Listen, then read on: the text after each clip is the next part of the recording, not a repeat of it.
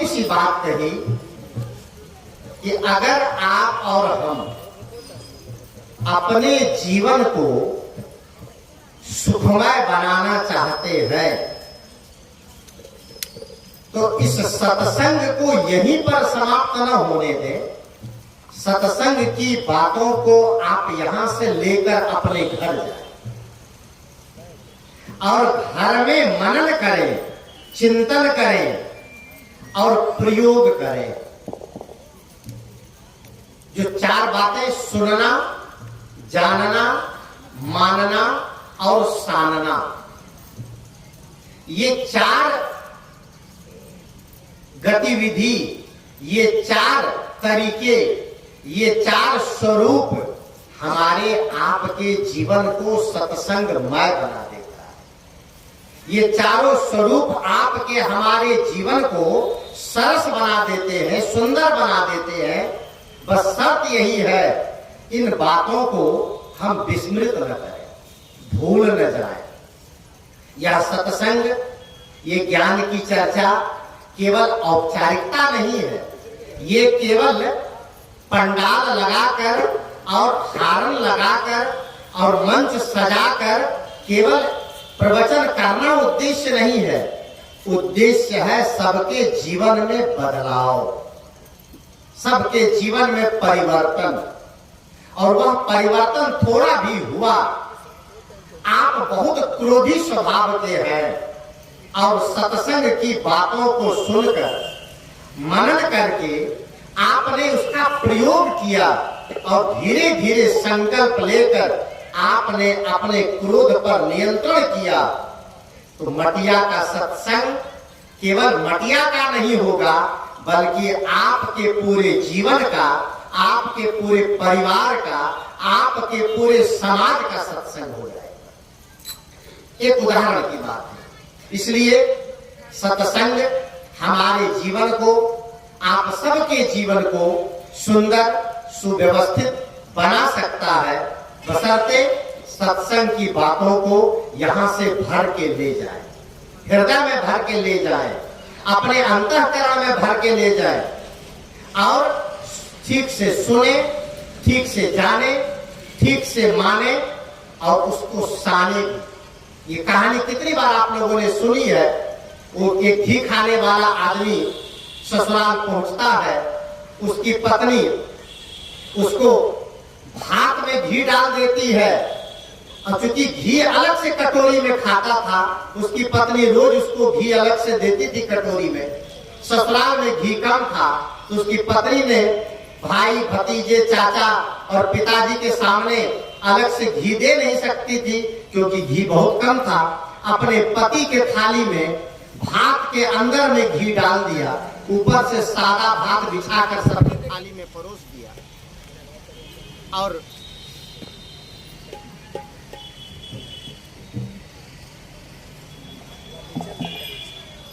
सबने भोजन आरंभ किया। पति भोजन नहीं कर रहा था।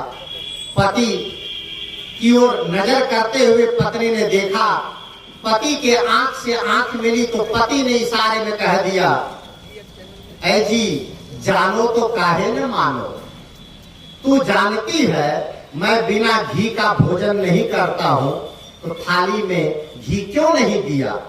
प्रश्न कितना बढ़िया है, कर रहा है पति इशारे में, सीधे नहीं मांग रहा है कि घी क्यों नहीं दिया, इशारे में बोल रहा है, ऐ जी जानो तो काहे न मानो। तो पत्नी भी कहती है, ऐ जी सानो तब जानो। कितना बढ़िया बात है, जानो तो काहे न मानो और सानो तब जानो। ये जानने की जितनी बातें हैं वह तब हमारी होंगी जब उसको मानेंगे, और उससे भी ज्यादा फायदेमंद होगी उन बातों को जीवन में सानेंगे। सानने का मतलब प्रयोग कर लेना, उपयोग कर लेना, जीवन में उसको अनुभव करना, रसास्वादन करना, यही सत्संग है। और ये करेंगे तो सत्संग आपको आमूल चूर बदल देगा। आइए एक छोटा सा इसी प्रसंग का भजन और बात को गिरा।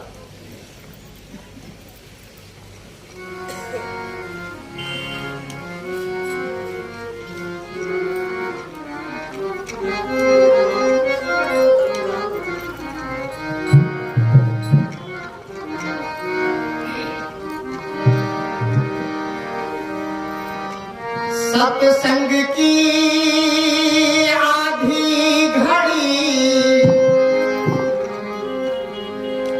तप के बरस हजार।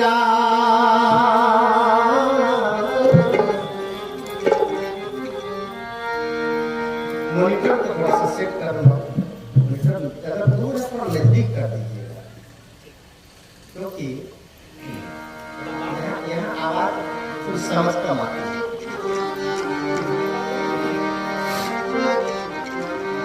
केवल मॉनिटर। सत्संग की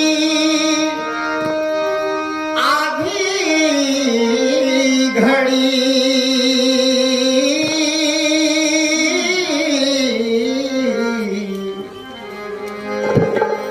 तप के बरस हजार।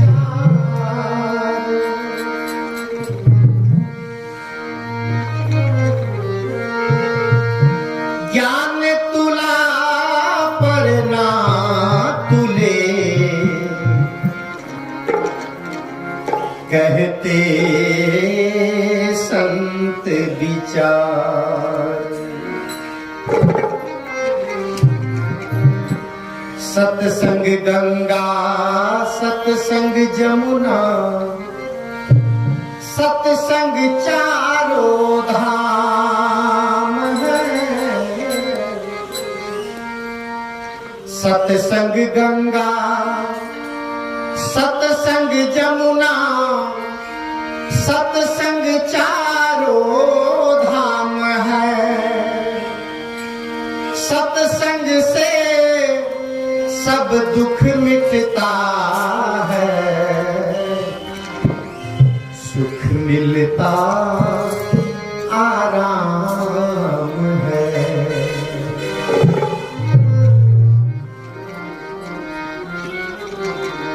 सत्संग है मान सरोवर, सत्संग है मान सरोवर। सुखों की खान बंदे सत्संग से ही मिलता है। सचमुच भगवान सत्संग से ही मिलता है। सचमुच भगवान बंदे सत्संग है मान सरोवर। सुखों की खान बंदे